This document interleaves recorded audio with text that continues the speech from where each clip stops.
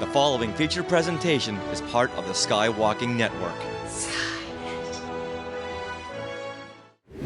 This is what you can look forward to on episode 470 of Skywalking Through Neverland. We were laying on the couch watching Mandalorian, and the Razor Crest flew by, and I said, "That's really weird. That thing came from the garage downstairs." Your IMDb page has you listed as playing a Jedi Knight. It does. I've had both reactions. I've had people be not so happy, and people be overjoyed. Now in Star Trek, when you do this... I'm so... Are you ready? Off to Neverland! Here we go! A long time ago, in a galaxy far, far away. To all who come to this happy place, welcome. Disneyland is your land.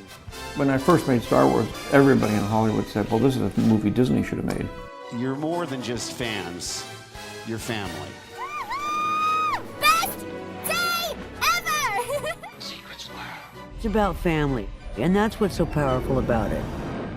Hey. When you use a bird to write with, it's called tweeting. When we visit the world of Disney, we never grow old. It's a Peter Pan, Never land that keeps us young in heart. This is Jedi Master Obi-Wan Kenobi, and you are skywalking through Neverland. I have a good feeling about this. Hey, Skywalkers! So what did you learn last week about the wonderful world of studio model making? Do you want to know more? Do you want to hear where John Goodson hid some Easter eggs on the Enterprise? Speaking of Enterprise... Well, sit tight, because right now, we want to welcome you back to Skywalking Through Neverland. I am Richard Woloski, but now everyone please say hello to my sweetie wife, Sarah, who is now rocking a Star Trek dress. I'm going to guess generations, new generation, next generation. Next generation. Okay.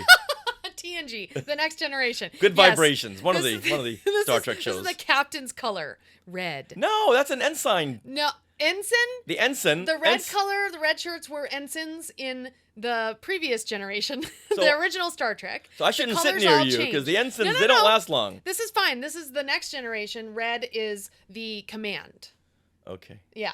Okay. And then mustard is like the That's like Captain Kirk. He wore that mustard shirt. scientist. Oh. No, yeah, Oh, not see, anymore. now- It now- switched all up for the yeah, next see, generation. that's what I'm talking about. Yeah, honestly, I do have to say I like the next generation's coloring much better. Red as a command color makes a lot more sense. In Oh, my it does. opinion. Oh, yeah. yeah, And it blue is the doctor color. Like, that makes sense. Things like that. Like, it didn't make sense that mustard was the command color. I don't understand. As Michael Nip says in the Sky Chat, Yes. red shirts in the old Star Trek never stood a chance. That's why I was nervous when you wore this. Yeah, no, it's okay. All right, Skywalkers. Well, we are your enthusiastic podcast destination for the many decades of your Star Wars, Disney, Marvel, maybe Star Trek, and pop culture fandom. We talk more about Star Trek in this episode than any other. So it's time for your weekly Wookiee hug and your little sprinkle of pixie dust for your family of Skywalkers. And you're going to come with us on the holodeck as we talk with John Goodson. Oh, nice. Oh, but right now we are live on the Skywalking Through Neverland YouTube channel. And since this episode is all about model making, we do recommend you watch the YouTube version of this show because we do have lots and lots of images and video to go along with the discussion. All right, in this episode, we're going to continue our discussion with ILM model maker John Goodson, and he continues to wow us with stories of the numerous films he's worked on. And Sarah, you dig deep in the Enterprise E that he built for Star Trek First Contact. Yeah. And how certain elements were inspired by his Mustang car. Yeah, he's a huge Mustang lover. He's a huge gearhead. And can't forget to remind you to come by and say hello to John on August the 1st during the Virtual Cantina tour when it stops in San Francisco at Ireland's 32. And we want to thank Spencer Jowitz for connecting us with John. Spencer's got like 20 or more guests coming. He's like, hey, Rich, who do you want to talk to next? It's like, oh, can you get us John Goodson? Here you go. So thank you, Spencer. Yes. All right, now we are being sponsored by Small World Vacations, and they are a diamond-level Disney vacation planner travel agency and can help you book your trip to a Disney park around the world or on a Disney cruise. And best of all, lean in for this. This service is free of charge. So head over there to smallworldvacations.com for a no-obligation price quote and tell them Skywalking Through Neverland sent you. All right, now you can lean back. We are recording this episode from Long Beach, California on June 26th, 2024. So, Richard, what happened today in Star Wars history? 27 years ago, on this date, June the 26th, 1997, principal photography begins on Star Wars Episode 1. This was a long time before it was called The Phantom Menace. Ooh, what was it called? Just Episode 1? Just Episode 1, Star Wars okay. Episode 1. That makes sense. Or the working title, The Beginning. Ooh. Look at their slates. Okay. It says The Beginning. Oh, that's fun. Yeah, and this time they're shooting at Leavesden Studios instead of Elstree Studios. Now, this also marks the very first time George Lucas has directed a film in 20 years. Wow. Now, I really? said a film. Okay. Which means just a film, because he did direct Like the TV? wraparounds for Young Indiana Jones Chronicles. Okay. The episode with Harrison Ford. That's what I thought. Okay. So he did direct those. Now, the first scenes shot include Ian McDiarmid as Darth Sidious and Ray Park as Darth Maul on a Coruscant balcony where they are planning the Sith's revenge on the Jedi. Nice. That was one of the first That was the first scene up. Wow. Yeah. So, okay, guys, the whole thing is predicated on this scene right here because this scene sets up the Phantom Menace. It does. Yeah, and most of that scene was cut.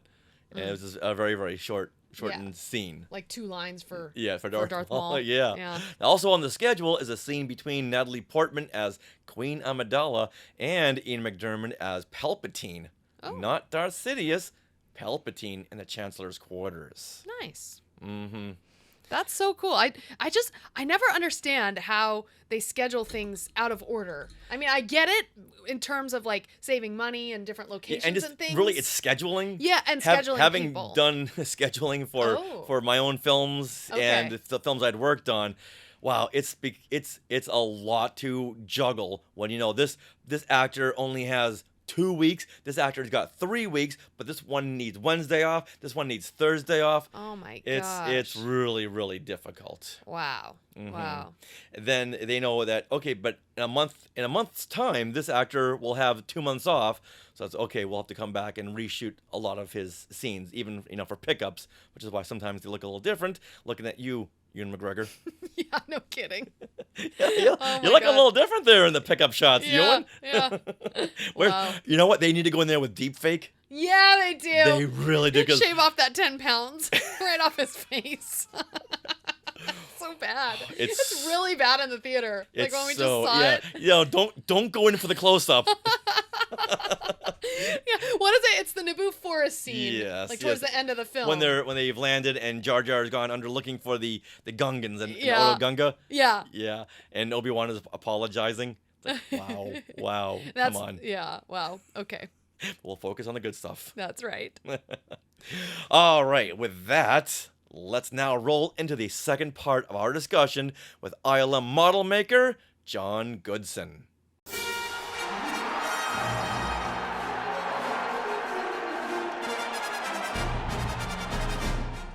Now, while you're at ILM, eventually you're going to be working on some Star Wars films. Were the first Star Wars projects the special editions for Star Wars and Return of the Jedi? Yeah, there were special editions. And that was kind of neat. I mean, I worked on episode 4 with Paul Houston, and it was building a bunch of buildings for Mos Eisley because they did those wider shots. Oh. So I was making a bunch of buildings for that, and that was the extent of it for me on that one. And I helped a little bit on some buildings for the Coruscant sequence in Jedi.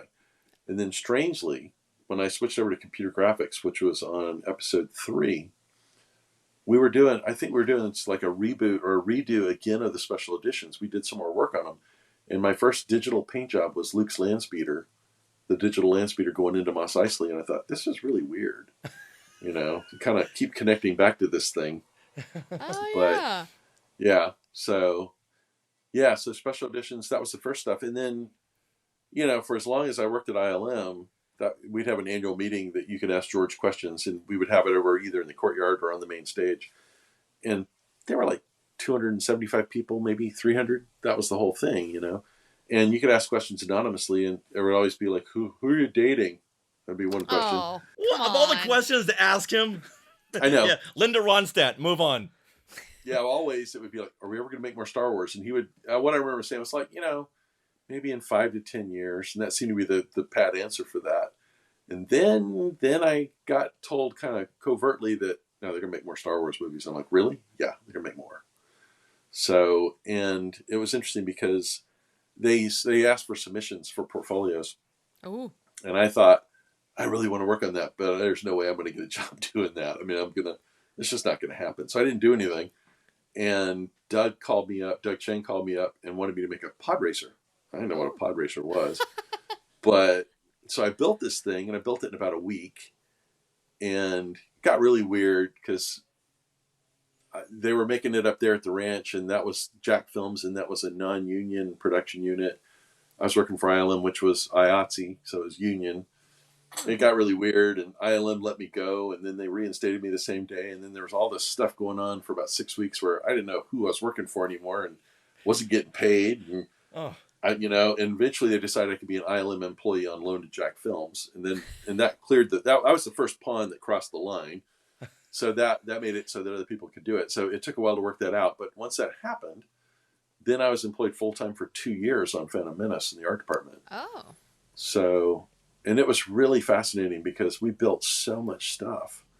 And, you know, and I remember when I took the pod racer up there, that first one, I had worked all night the night before to get it done. And I took it up there, and I gave it to Doug, and I'm like, okay, I'm going home. He goes, no, you got to stay and meet George. I'm like, I just want to go home. Really, I just want to go home. I already sleep. And Doug started showing me all this artwork, and I'm like, I don't want to see this. I want to go to the movie and be a surprise. Like, no, he showed me all this stuff, and then George came in. And at that point, I lost track of the fact I was tired because George looked at the pod racer, and George talked about the pod race for about 15 minutes. And it was as if he had been at the pod race yesterday, and he's telling us about it. The way he told it, it was real. Wow. I mean, it was real. And it was like, wow, that kind of blew my mind because it ceased to be something that was imaginary, and it became very real in my mind just based on what he was talking about. And it was really something. And he is really good at coming up with stuff off the cuff. He can come up with things and come up with a logical explanation, and he can explain how things work and stuff. Because there was something I did once. I made this model. He'd never seen it. I showed it to him, and he talked for about 3 minutes about how it worked. And I thought, wow, he's never laid eyes on this thing before. But he right off the bat, boom, he knew what to say. Well, he's a master storyteller to be able to talk about the pod race scene as if it had already been shot and he was in the crowd there, and you're like, okay, George, then what happened? Yeah, I mean, that's how it felt. That's exactly how it felt, as if he'd gone over to Sears Point, and that's what was going on Sunday. He's in here on Monday telling us about it. Yeah, that was really something. Now, did you work on the model of the pod race or the one that Jake Lloyd sat in? Well, I've worked on both, but very distant times apart. But it was funny. I mean, what I worked on initially was I built a model of the entire pod race arena area where the stands were. And it was about a 4-foot square model. And it had the giant rock that's back behind him. It had all the stands. It had the pod racers. It had everything. So it was the complete pod race arena in miniature. And then they built that. And that big rock was probably 15, 18 feet tall. Wow. I mean, it was huge, you know. So it's really interesting. That was always an interesting thing, was to work on the concept stuff and things like the Destroyer Droid. The Destroyer Droid, Doug had 3 different renders of 3 different versions of it. And he kind of gave them all 3 to me. He said, kind of make an amalgam of these. And I knew it had to roll up so it could roll like a tire, but then it had to be able to stand up. So I made a version of it out of paper and plastic that could do all of that, just as a proof of concept. And it was very crude. If you held it up, it looked like a dead lobster, kind of. But it showed me that all this stuff could work. And from then I built a refined set of parts and built one standing and one curled up. But then they built a 6-foot tall one in the model shop, which I didn't work on, but it was so fascinating to watch this thing grow up and get painted and everything and become real. I'm like, that is wild. Wow. to build this model of it and then see it become a real thing. That was really cool. There's a lot of that. As a Star Wars fan, what did you think when you saw these pod racing models and the set and George Lucas talking about it? Were you like on the edge of your seat, like, let's go see this now? I want to see this now. Well, it evolved. It evolved over a long period of time. There's a lot of development because, like I said, it was 2 years in the art department.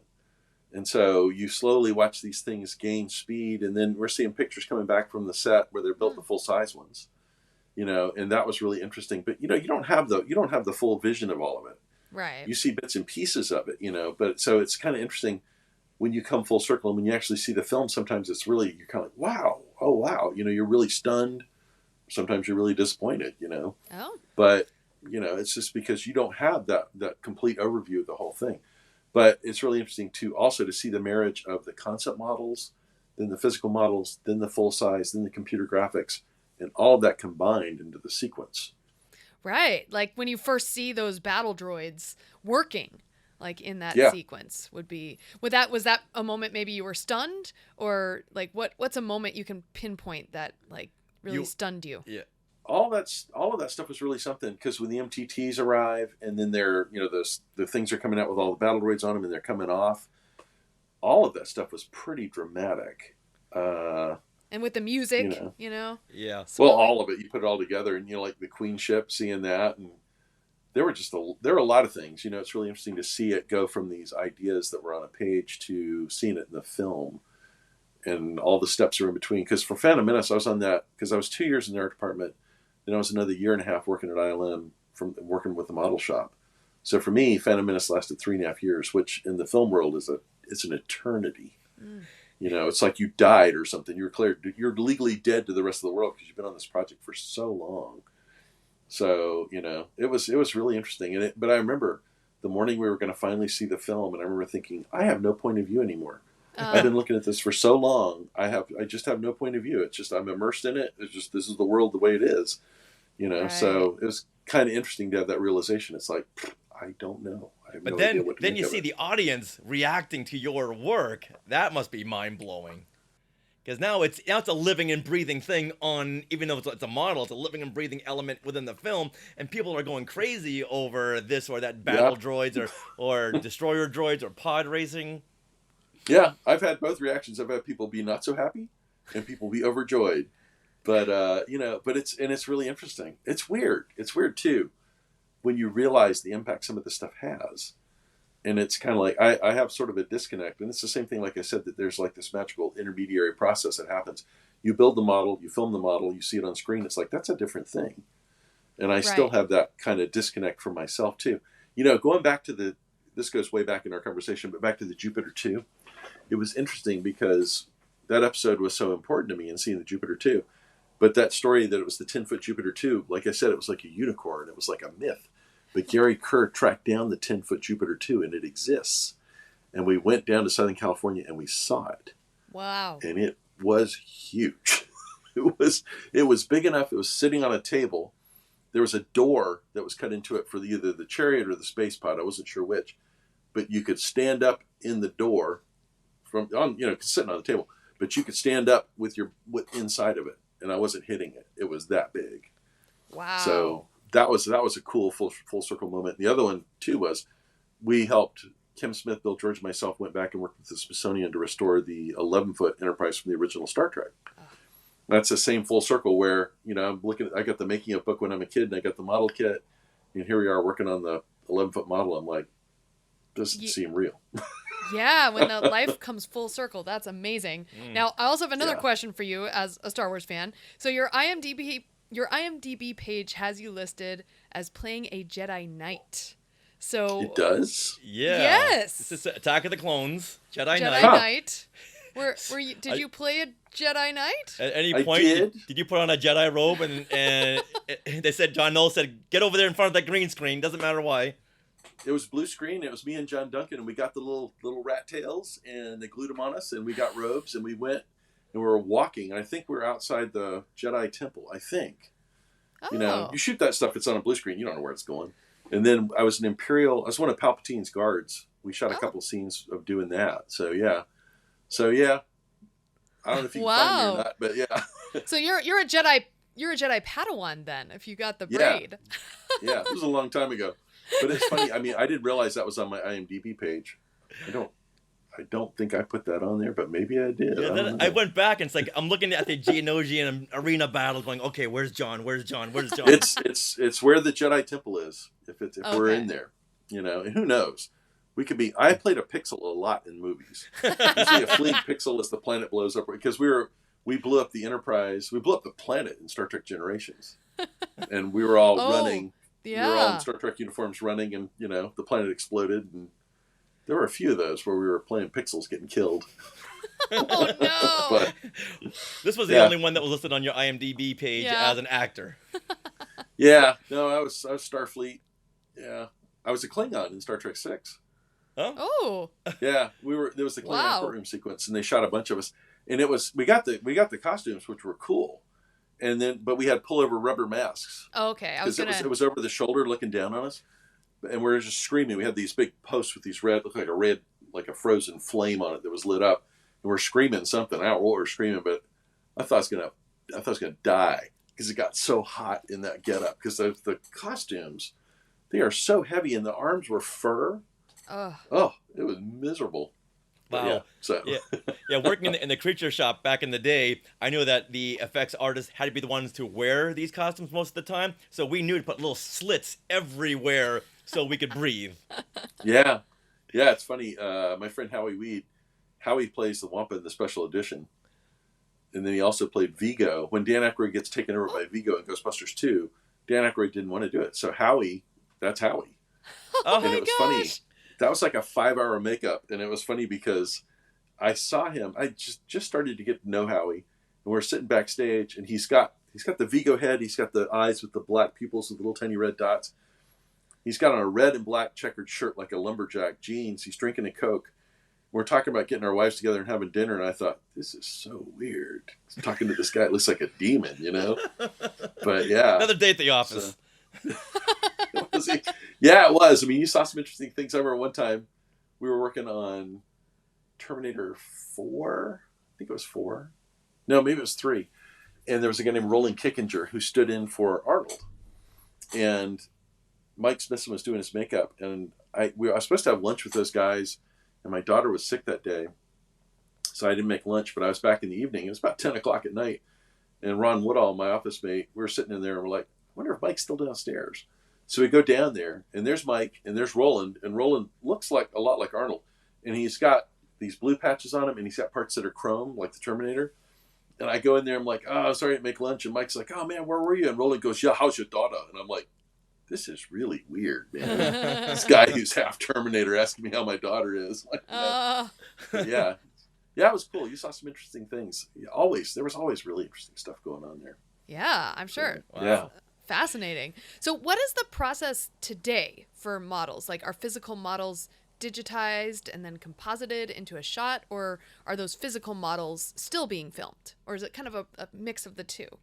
Yeah, there's a lot less of it. I mean, overall, there's a lot less of it. But less of the physical the model? physical models.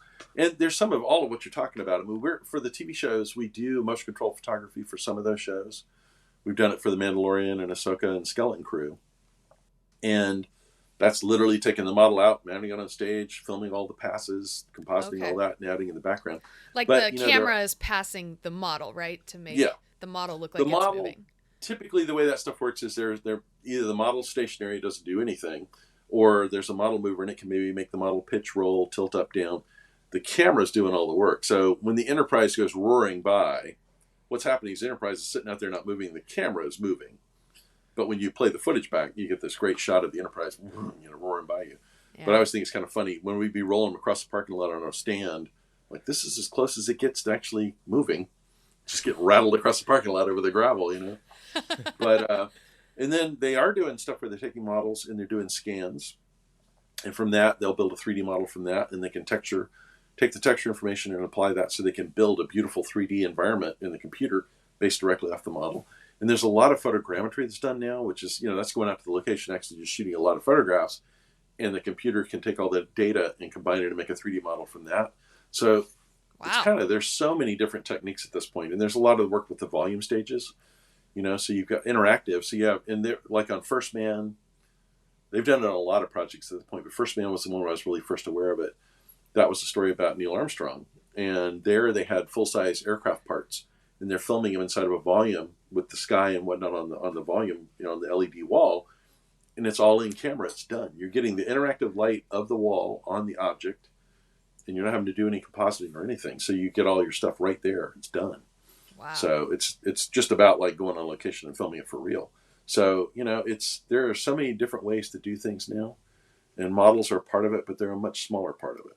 Didn't Jon Favreau insist on having the Razor Crest be a physical model and shoot that because he wanted to go back to the days of the original Star Wars? He definitely is a fan of that. And, what we used it for the shots where it's in space. Every time you see it land or interact on the ground, that's the digital model. But what it did, and this happens fairly frequently, they built the digital model first, and it was funny because I was looking at the paint job, and I was like, I'm not sure how I'm going to do this on the physical model. I'm not sure I'm going to replicate what they did. And I was scratching my head. And so what I did was I decided, okay, I took the model and I skinned the whole thing in aluminum. Oh. So it actually had a metallic skin. It looked like chrome when it was initially done. Then I took the whole thing and I sprayed it with black automotive primer, just painted the whole thing black. Huh. And then I took these 3M abrasive pads, and they make all these different grits. They're really fine. Sat there and sanded that back off. And what I did was I would sand it off to a point and leave a certain amount of it to mimic what I've seen in the reference I was given. And then, but you sand one panel in this direction, you'd sand the next panel at an angle, you sand the next one at a different angle. What happens is when the light hits it, it interacts with those panels in a different way. So the light will track all across the surface and give you more breakup. So it worked, but it was scary. So I painted it black, then I painted it silver. Then I did the sanding part. Okay. And it was when I painted it black, I'm like, I hope to hell this works, because this is my best guess as to how to get there, because I wasn't exactly sure. But once we did it, once we shot it, one of the things that's happening is you're getting real interaction of the light to the metal surface, to the paint, and you get the reflections, you get all those things. Well, that's real. And computer graphics is a simulation, and a camera is a simulation, or a camera is an interpretation of what you're seeing, but it gives a more realistic view of it. And so it gave them something more definitive to shoot for with the digital shots. So they went back in and did some work on the digital shots to make them more closely resemble what we were getting on stage. Wow. So it's interesting. It can drive that look sometimes. And that it's never a bad thing. Even just to have a lighting reference on set for everybody to look at, sort of, okay, that's how light interacts with it, so you can see it. Yeah. Well, so then how did you feel when you heard that they were going to kill off that main character, your Razor Crest? Oh, was that a sad day? So I heard about that. It was months before it happened, and we got nominated for a Visual Effects Society Award for the Razor Crest, and we won it. So I was down in LA, and everybody's like, you need to come to Manhattan Beach and see the set. You need to come down here sometime. I'm like, I'm down here now. So the next day we went over to Manhattan Beach, and we got to see the volume and everything. It was really cool. And I had heard they were going to blow up the Razor Crest. So I got Filoni, and I said, look, let me tell you a story. I said, when Gene Roddenberry wrote Star Trek, Gene Roddenberry was B-17 captain in World War II. B-17 crew flew in the same plane pretty much most of the time. So that B-17 was as much a part of the crew as those guys were. They depended upon that plane. And that's what the Enterprise is. The Enterprise is a cast member. That is what the Razor Crest is. And you're killing one of your main cast members. So you're making a mistake. I said Harv Bennett came along, and Harv produced some of the, after Star Trek The Motion Picture, I think Harv did Star Trek 2, 3, I think he did 2 and 3. And Harv came from the TV world, but Harv also flew Hueys in Vietnam. They didn't care which Huey they got into. They got into whichever one was available, and they went. So Harv didn't have that kind of attachment to the hardware that Gene Roddenberry did, which is why the Enterprise was destroyed in Star Trek 3. So I said, you're doing the same thing Harv Bennett did. He goes, well, it's too late now. So, yeah, that was and I got a lot of phone calls and text messages. Why? I'm like, I don't have anything. I did my best to stop this. But it was a main character in The Mandalorian. In fact, Sarah and I and a bunch of friends went up to where they shot the plates for that shot to pay our respects. Yes, and that episode is called The Tragedy. Oh, and it sure is. Tragedy on multiple levels there. Yeah, It was very sad. But But but then there's also a certain level of relief that comes with it, and you realize we'll never have to shoot that model again. So that's funny. I Now, suppose. earlier you had dropped the fact that you're working on Skeleton Crew. So, what can you tell us about that? Well, it's funny. I mean, they showed at Celebration Europe. They showed a little trailer of them of the director and the writer. They stand up behind the model in front of the blue screen and said, "Hey, we're at ILM filming the model, so that's why we're not there." So, built a 3-foot model for that and shot that last March, April before last. Oh, wow. And the strike happened, and the strike impacted all of that, so it pushed the schedule downstream. So we won't be able to see that till this Christmas, but it is coming out. And I thought the ship design was really good. It's actually my favorite thing we built. Oh, so, really? But that's just me. Wow. But but I really like that one a lot. Now, is this a ship that that crew, the skeleton crew, lives in, basically? The kids and Jude Law? I don't think I can say anything else. Okay, all right. Other than the ship exists, they showed it at Celebration. Okay. Beyond that, yeah. Since they did show this ship, and unfortunately we weren't there, can you tell us what it resembles? It's very rectilinear with some jet engine-like structures. They look a lot like the Razor Crest engines on it. Oh, okay. But there's a poster for it. And you can see the ship in the poster. Oh, okay. Yeah, that's been out for a couple of years now, I think. Oh, okay. So there are bits and pieces, but it's funny. People probably saw it at Celebration, didn't make the connection of what it was. Right. That's like the Ahsoka ship. We took it down for Celebration in Anaheim. We put it out. They didn't do any press for it. There was nothing. And I stood there all day, each of the 3 or 4 days that thing went. And about once a day, somebody goes, "Oh, it's Ahsoka ship." I was like, "Oh, I wish I had a little gold star sticker I could go give them. You win the prize today." That may have been us. Because we recognize that ship as the ship we saw in the last episode of Rebels. That's where she went to go pick up Sabine. This is funny because we were building the light cruiser, and I didn't watch the animated stuff, so I didn't know any of that. And we're building the light cruiser, and this guy posted this thing on Facebook, and he goes, "The next thing I'm going to build," and he posted a picture of it, and I'm like, how has this guy got artwork of this ship that we're building right now that I thought was a secret? And I called the art department. I'm like, "What's going on?" And they're like, "It's in the animated show." I'm like, "Oh, okay." I'll calm down then because I thought this was a big secret. Then the Ahsoka ship was the same thing. I didn't realize it was the animated show. And I'm like, "Oh, okay. It's a big secret again." Like, no. People have seen it. They know what it is. I'm like, "Okay." Yeah, been there, done that. The fans, they know everything. It's my ignorance of it. That's all. Okay. Yeah, I guess you wouldn't be working on the animated shows. Yeah, I didn't watch them. It just was, Okay. Well, if anything, you gotta watch that last episode of Star Wars Rebels, right, so you can see where that ship comes from. Yeah. That's interesting. Yeah, I should just to see it. Yeah. It's the very last scene. It's really fun. Well, that ship was hard, and that was mostly hard for Dan, my machinist buddy, because the wing rotates. Oh yeah. So when it's in space, the wing's vertical. When it lands, the wing's horizontal, and that's. Being a motion control model, it has to repeat and do the same thing every time. And we couldn't put a motor. The simple thing, if you put a motor dead center of the wing, we couldn't do that. We have to be able to mount it dead center because if it needs to roll on camera, it needs to roll what we call nodal, so it's on the center axis. So everything Dan did had to be eccentric. The motor had to be off to the side. The gears were on the perimeter. Oh, geez. Such a pain in the neck. And he did it, and he engineered all of that. And talk about a challenge, man. And it worked. Yeah. So, it's a beautiful model. In fact, they use it in Star Tours. I was going to ask. Yeah, Star Tours. Oh, Did really? you work on that at all? No. Yeah. Okay. I think we only shot 6 shots with it. Oh. So the model didn't get used that much. And I saw Filoni Friday night. I saw Filoni and I said, "Hey, are we shooting that thing for season 2?" He goes, "Yeah." It's like, okay. Again, I wish that ship would have been destroyed by the end of season 1, so we never have to shoot it again. Oh no. Well, it's just that wing. Okay, the wing. Did you work on the Purgle at all? The space whales? No. Oh, that would have come full circle from seeing those whales Star from Star Trek whales 4 to seeing the Purgles. Yeah. No. Okay. I saw the episode, but I didn't work on the whales. That's all digital computer graphics work. Yeah. Okay. I just thought I'd ask. Yeah. Now. How many models have you made that were turned into toys? Oh. That's the ultimate compliment. A few. Yeah.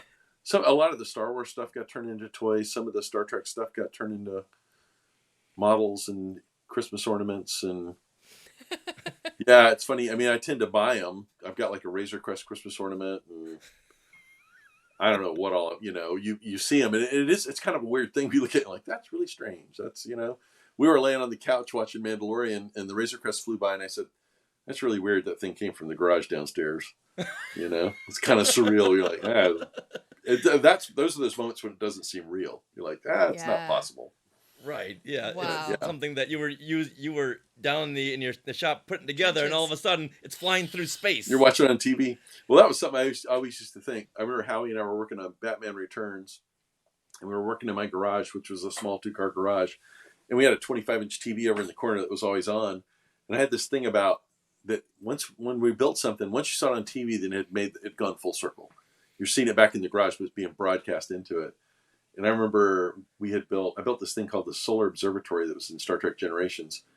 And I built that one at home because I didn't have any budget for it at work. And so I built it at home, took it in, we shot it and everything. Generations hadn't even come out, and Deep Space Nine came on. And there it was on Deep Space Nine, and they had cut these arms. They had these long arms. They cut the arms down. I'm like, the movie hasn't even gotten out. It's already on one of the TV shows. But I'm like, there it was. And I remember when Batman Returns was coming out, and the trailer was running, and we're still working on it, but they ran a trailer early, and I was like, this is the biggest movie of the summer, and I'm in my garage by myself working on this thing. This is as good as it's going to get. It seemed kind of pitiful. Yeah. I had worked on the original Jumanji back in 1995, and with that tentacle that reaches out and grabs David Alan Grier's police car and pulls it in, I was working on that in my apartment building's shared garage. And here I am fiberglassing downstairs, and neighbors are coming down. It's like, what is that smell? I'm like, I don't know. I got no idea. Yeah. No idea what's going on. Yeah. And then when I saw the movie, it's like, hey, that's a thing where all my neighbors hated me. Yeah. Wow, that's interesting that you're doing that in an environment like that. That's and I was brand new to the fiberglass thing, and I thought, okay, it's a little thing. It won't take me that long, but being so new, it's like there's fiberglass everywhere. Oh my Neighbors gosh. coming down, like, we smell like, is that fiberglass? Like, I don't know what that is. I'm so sorry. Meanwhile, the whole garage is filled with fiberglass fibers. Oh, wow. God. I switched over to epoxy. It doesn't smell quite so bad. Okay. Yeah, this is back in '95. So. Yeah. Well, the other thing I always tell people, if you know how to fiberglass, don't tell anybody. No. Yeah. That's if they what know I learned. You do. Yeah. Don't tell anybody you know how to do that. That is the most itchy, most uncomfortable thing you could ever work with. That's why I work on fabric. Okay. Yeah. Well, after that, it's like, hey, Rich, do you want to fiberglass this?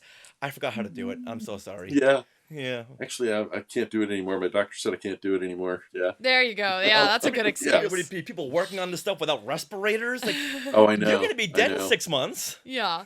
Yeah. It's scary. It's scary.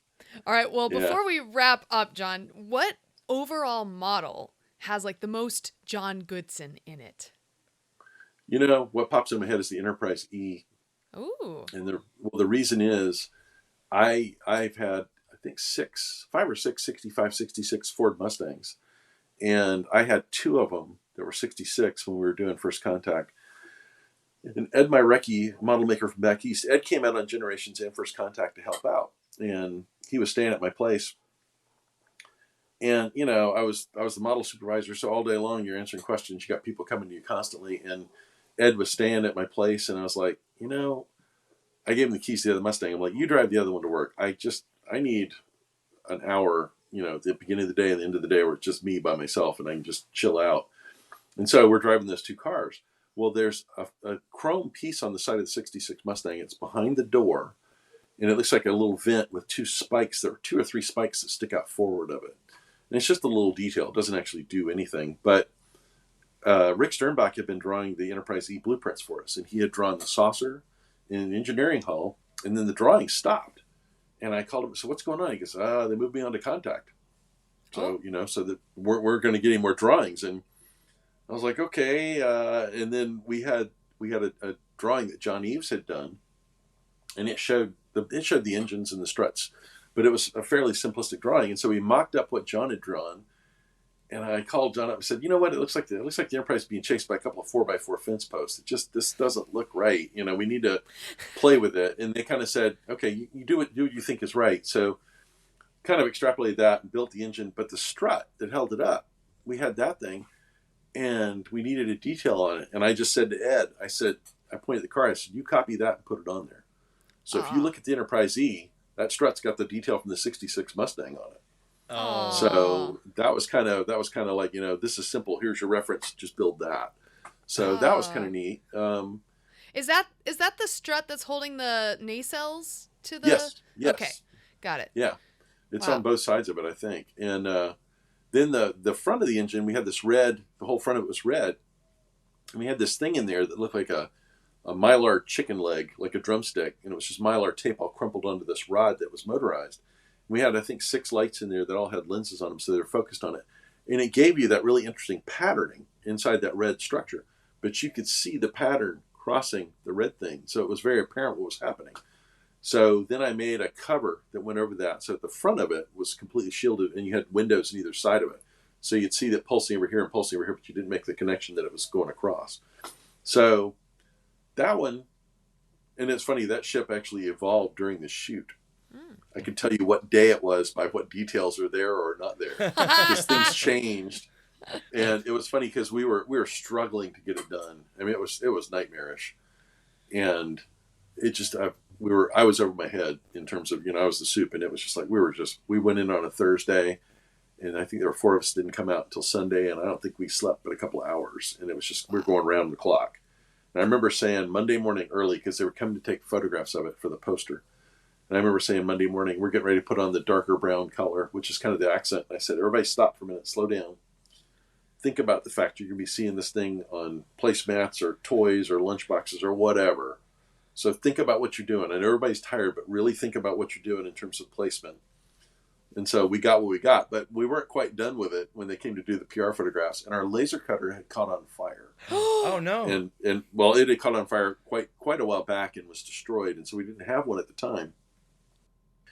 And so that caused a whole other bunch of problems. But I didn't have a sensor dish, but I had the sensor dish out of the Excelsior, and it was still sitting in my toolbox because we changed it on Star Trek on Generations to become the Enterprise B. I remember taking that sensor out and I threw it to Brian Dewey, threw it across the room to him. I said, take that, turn it down till it goes in that hole.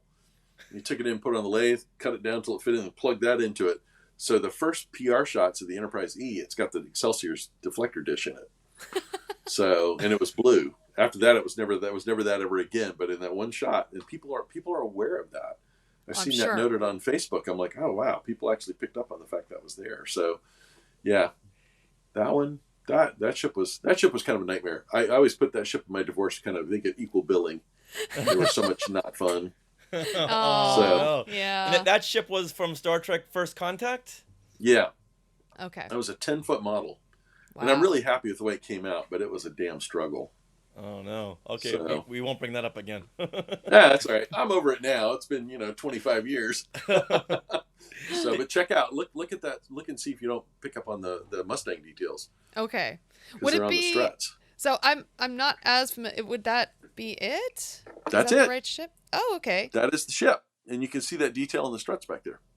Okay. Yeah. That's Enterprise E. And what's the detail part of it? The blue or that gold part? It's the part that's coming down on the strut. It's kind of got the dark line in it. It's the 3 vents, and it's got a little spike coming up. Yeah. Okay, the That's 3 it. vents. That's the detail from the Mustang. Coming down right. there. Yeah, nice. Okay. Yeah, we see that now. Yeah. Excellent. Okay, good. We just want to be aware of what picture to show. It's these things. Oops. Okay. Yeah. Oh, I'm going to get sued by Ford now, but Mustangs were a big part of my life. I had them for a long time. That's all I drove. And that last one I had got stolen right in front of ILM, and I kind of thought, I went out and there was just a pile of glass where it had been. I'm like, maybe I parked it somewhere else. Like, no. And the police came and they're like, you'll never see that car again. And I said, if you find the frame rails, I'll buy them back. I'll buy back whatever you find. Oh, gone. Those damn guys over at Weta. Oh, it was the best thing that could have happened. A car like that, it's like, it's just an endless, you're always working on it. Something's always broken. And I loved it. But yeah, it was the best resolution for it. Aww. You know what? I love the way that you see a silver lining in that story. It lives on in the Enterprise E. So, Yeah, there you go. Checklist there. Perfect. All right, now, coming up on August the 1st, you'll be signing when the Virtual Cantina stops at Ireland's 32 in San Francisco. So how often do you appear at signing events, and what do people bring you to sign? I've really only done a couple of these, and one of them was at Disney World, and it was for Star Wars weekends. Oh, no. And I signed all kinds of stuff, and it was kind of crazy because there's a guy standing next to me with a stopwatch. He's like, "You gotta go faster." I'm like, "Look, dude, we're gonna be here as long as it takes." And he didn't want to be there. I'm like, "I'm sorry, but I'm gonna sign everything people want signed. I'm gonna shake everybody's hand that wants to shake hands. I'm gonna take every picture they want to take." And it worked out. We ran a little bit late every day, but big deal. So, I had a good time doing it. But it was a fascinating experience because being put in the focus of Disney's, media machine and being put there, I was teamed up with Daniel, I can't remember his last name. He played Boba Fett as a 12-year-old. Daniel Logan. Yes, I was teamed up with Daniel Logan. And so they wanted somebody from behind the camera, somebody in front of the camera. But it was fascinating because during the day, you're the focus of all this attention and people want your autograph and you're in a motorcade and all this stuff. And it's pretty awkward. I mean, it's not a position I'm used to being in, but it was very interesting because at 5 o'clock, I went back to being nobody. Oh. And we had a guy that was one of the guides, and a guy named Christopher Ellis. And I'm still friends with Christopher. I haven't talked to him in a while, but he was they're called plaids. Yes. And they're like your watcher, your keeper, whatever. And so we would just go ride rides or go to restaurants or stuff at night. I am so thankful for the experience because it was so interesting to see it's artificial, but being famous and then being able to walk away from it completely. And you can see why people that are famous, it's really weird because everybody wants something from them. Mm-hmm. And that's how it felt. During the day, I feel like I'm giving a piece of myself away to everybody that I would meet. And I really enjoyed it, but it was exhausting. But at 5 o'clock, I'm just me again. And that contrast was one of the most valuable lessons I've ever experienced that kind of informed me about what that's like for people that are celebrities. It's like they live in a different world and everybody has a different expectation of them. Yeah. So that was really interesting experience. And then I've done it, a couple other times where it's just they bring in a bunch of things and you sign and it's a group of collectors. Okay. It's very straightforward. So I enjoyed both of them, and the Disney thing was really fascinating. I had a good time. What year? Was when episode 3 came out. Okay. Oh, 2005. Okay. Okay. Of course. Yeah. Well, Spencer Jowitz has put together a really great family vacation trip where he's stopping in Anaheim, stopping in Hollywood, and going up to San Francisco. He's got almost like 24 people signing, and I'm so glad that he's gotten you because you've got a lot of history, not just with Star Wars, but with cinematic treasures going back to Ghostbusters 2 and Batman and Star Trek and Back to the Future. So you'll get a lot of people there who are very excited to see you. Yeah, and I love all that stuff too. So for me, it's been a real treat. Every one of those films, I couldn't believe I was working on Back to the Future too. I was like, because I loved the first film, and then to be lucky enough to get on that in Ghostbusters. Yeah. And there's just been over the years, there's been a lot of projects, but I have been so thankful because I really, really enjoy the work and I've had a great time, and it's been, I'm just really thankful. That's fantastic that people can actually meet the people who put this stuff together, whether it be the actors, filmmakers, model makers, like, oh, you built my childhood. You built that model that I had an MPC model of when I was a kid, and I learned about model making from the stuff that you'd worked on. You'll be hearing a lot of that. I'm sure. That's really cool. I love that. So what are you doing now these days? Like in San Pedro. Oh, like San Pedro. So I've been working as a volunteer with the Battleship, Iowa, which is a museum ship down there. And Iowa was commissioned in 1943 for World War II, then was deactivated and reactivated for Korea, then was deactivated and reactivated in the 80s under Ronald Reagan. And Iowa had a turret explosion April 19th of 1989 that killed 47 people. And so that kind of wiped out the Iowa-class battleships. All 4 of them were decommissioned within about a year. And all 3 other Iowas, the Missouri, Wisconsin, and New Jersey, all became museums. And Iowa was in the mothball fleet in Philadelphia. And then they transferred her to Suisun Bay out here because it was supposed to go to San Francisco. And the San Francisco City Council declined that. And it ultimately wound up going to Southern California. But before it did, this had been 12 years ago, they brought it over to Richmond. And it was there. I was working on Battleship, the movie Battleship, and it came over there, and I was like, they have a tour you can go take. So I went over to do the tour, and they had a volunteer sign-up sheet. And I'm like, this would be kind of fun. So we signed up, and then I was there all the time because they had already been there for a couple months. They had 6 more months to go, and it had to be ready to open as a museum. They're going to tow it to Southern California. It's supposed to open 2 weeks later. So it was, we called it the Wild Wild West, and it was all hands on deck. We had 6 paid staff, about 250 volunteers, and we were just going round the clock. And It was so much fun. And it's funny because I was teaching a class for Lucas. It was LucasArts. I was doing a model building class, and I had all my students come over there. I'm like, you got to come see this because this is as close to a Star Destroyer as you'll ever get. But you can actually get a sense, to get a sense of the scale and the machinery and the complexity of it, and how people are kind of an afterthought. I mean, this thing's a big gun platform, but people they're not the first priority. They got to be there, but the machinery kind of takes the lead. But it's been really, really interesting. And when I was doing computer graphics can be really frustrating because it's not real. And you're constantly sort of fighting with these computers to get them to do what you want them to do because they don't really want to do it. So it's this constant trying to, how do you do this? What do you have to do to that? Oh, you have to copy that line of code, put that in there, make it, okay. Going to the Battleship was very straightforward. We want to move this heavy thing from here to there. I'm like, I get that, okay. So it was kind of my antidote to computer graphics. And I've stayed working with them, and we've done all kinds of stuff on board. We do a lot of trips. We used to go to the Navy base up in Bremerton for a week a year, and we'd go out to Sassoon Bay to the mothball fleet and collect parts and things that we needed to finish the restoration of the Iowa. So it's been an ongoing job, and it's something I really enjoy doing. And this is a battleship that can be found right here in San Pedro, which is just a stone's throw away from Long Beach. Yes, oddly enough. Right down the road. It's now a big museum? It's a museum. It's the Pacific Battleship Center, and they are sort of transforming into the National Naval Surface Warfare Museum. Wow. So they're growing. And what exactly do you do there? I work in the operations department. You name it. Whether we're demolitioning things, painting, repairing, you name it. It's kind of whatever they need, and there's always multiple needs. It's kind of picking the things that are the priorities, because it never stops. It's a 75, 80-year-old warship that's sitting in a saltwater bath. There's no end. There's no end to what it needs. So we'll be working on it until they either scrap it or it sinks. Wow. Well, next time you come down, please let us know. We'd love to visit this museum. Yeah, I never knew this was here. Yeah. Yeah.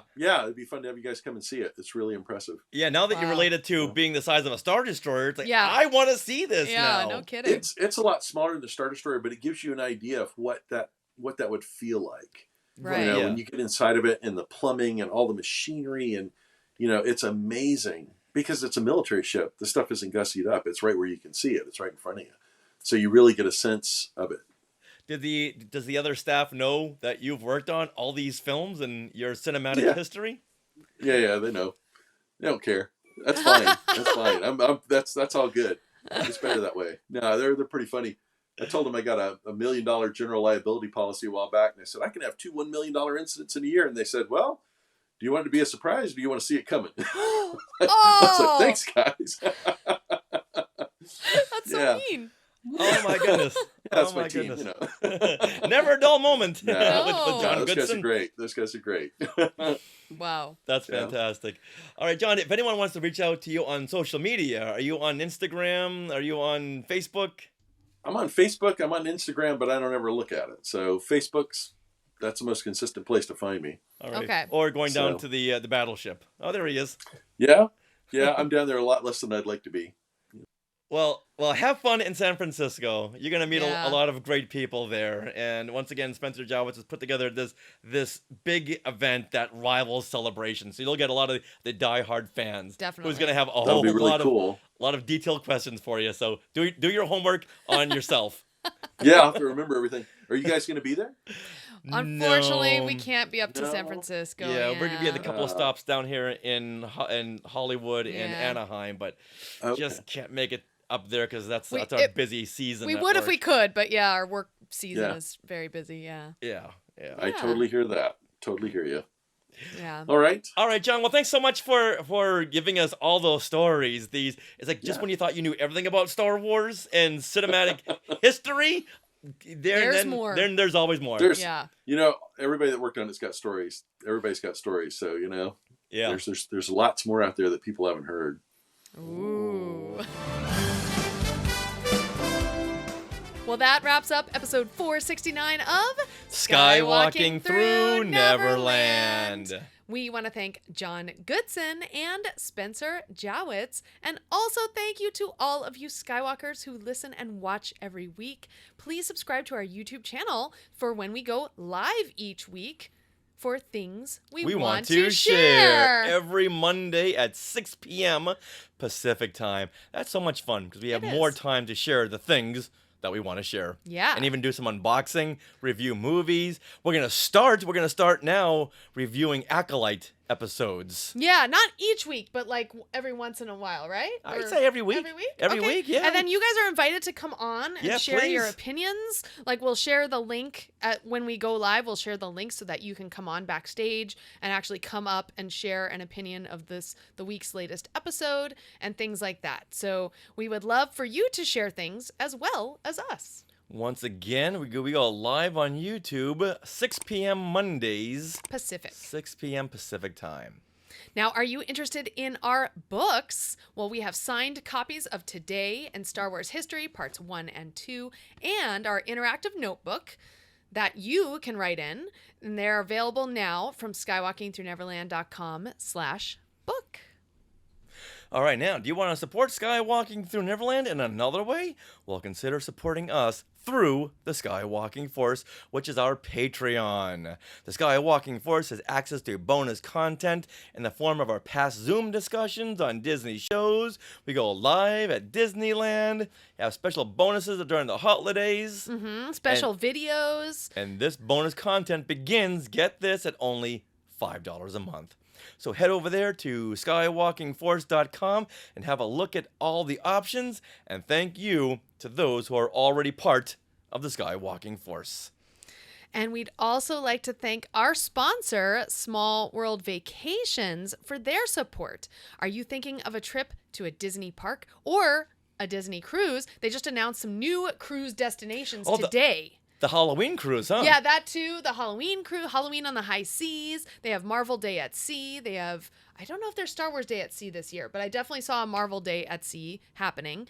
Well, you can fill out a get a quote form at smallworldvacations.com today. And their vacation planning service is totally free of charge. So check it out and tell them that Skywalking Through Neverland sent you. Now, we are part of the Skywalking Network. Where you can find other great shows like Talking Apes, the Max Effects Podcast, the Neverland Clubhouse, Totally Tell Me Everything, Star Warsologies, and they just put out a show on marine biology, which is very exciting. And there's Always a Bigger Fish. Yes, there is. As part of that episode. And also we have our YouTube shows, Collectopolis and Today in Star Wars History. You can find us on social media. We are at Skywalking Pod for most places. That includes X and Instagram and TikTok. You can also find us on Facebook and YouTube. Search Skywalking Through Neverland. And then you can email us. Share at skywalkingthrough-neverland.com. You can email us and tell us how cute we look in our cool Star Trek stuff. At least me. Richard doesn't have Star Trek stuff. It's always about you. Now, don't forget to stick around for bloopers and other fun bits that didn't make it into the show. And always remember to look for the Mustang pieces on the Enterprise. To never wear a red shirt if you're in the original series. And Neverland on Alderaan. Okay. Do the clappy claps now. Ugh. Hey, Skywalkers! So what did you learn last week about the wonderful world of what? What did I say? Do it again. Look what you're wearing. How's this? That works. Because we talk about the Enterprise, right? Nice. Michael is asking, did y'all see Josh Gad and Mel Brooks are developing Spaceballs too? Is it really called The Search for More Money? That's more of a Star Trek thing. Well, you have to do the clappy claps again. Well, you didn't say clappy claps. I didn't know what I was talking about. You said click track, okay? And I got me really upset and really confused. That's two different things. Now in Star Trek, when you do this, I'm so. Deet, deet, deet. Deet, deet, deet, deet. hello? Hello? Hello. I know. Okay, that's what I never understood. When they're like in a situation where they have to be quiet, like if they do, if they tap their badge, they're talking to someone and then the intercom, right? And so the intercom comes through, so like they can't be quiet because they don't. I don't know if they have earbuds. They probably don't. So the only way they So can the talk sound to comes through people here. is if they're near an intercom. No, this is the intercom. In the original series, yes, they had to like use the intercoms in each room. But when the TNG came, this became the intercom. So they could just tap it and talk to someone on the bridge, or tap it and talk to someone. But then where did the audio come out of? That's my question. Because it would just come, you just hear what they were listening to. Did it sound amplified? Or you did guys it sound let like a me know. voiceover? I think it must have sounded like you're talking through like a telephone or something. Yeah, so right. it had the radio filter. Right. But now. Yeah, no, it didn't sound like that. I can't hear you. And I know that fans have made like badges that actually work like as intercoms. Yeah, that you can buy that. I love fan work. Yeah, it's awesome. Hey, look at those names to the left. They are part of the Skywalking Force, our Patreon. Become a producer yourself and check out all the Disney Plus themed bonus content available depending on the level you subscribe. Become a member of the elite Skywalking Force at skywalkingforce.com.